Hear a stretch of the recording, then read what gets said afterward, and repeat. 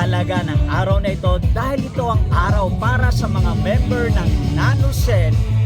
Ito ang tinatawag naming Spirulina Farm Visit upang patunayan sa mga tumatangkilik sa amin kung gaano kahalaga ang aming produkto at totoong kami ay nagmamanufacture o tinatawag na lumilikha ng Spirulina na number 1 sa buong mundo.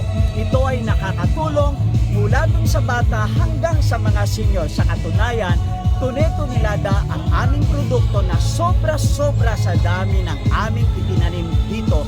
Kaya nakakatulong kami sa community, sa mga senior citizen. Merong kaming services sa kanila, libre, walang bayad. Dahil, ulitin ko, kami ang nagmamanufacture ng Spirulina.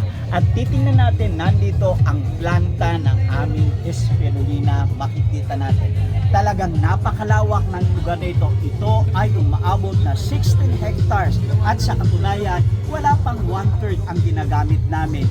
At ibig sabihin, dumami man ang pangangailangan sa Spirulina, siguradong kaya naming suplayan.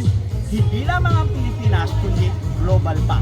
Kaya naniniwala po kami, 2024 lamang itinanghalo, tinaguyod ang kumpanyang ito, pero wala pa kaming 2 taon, marami na ang sumusuporta at naniniwala sa amin dahil sa ganda ng aming mga produkto. Kaya naniniwala kami, tayong lahat ay mabuhay tayo.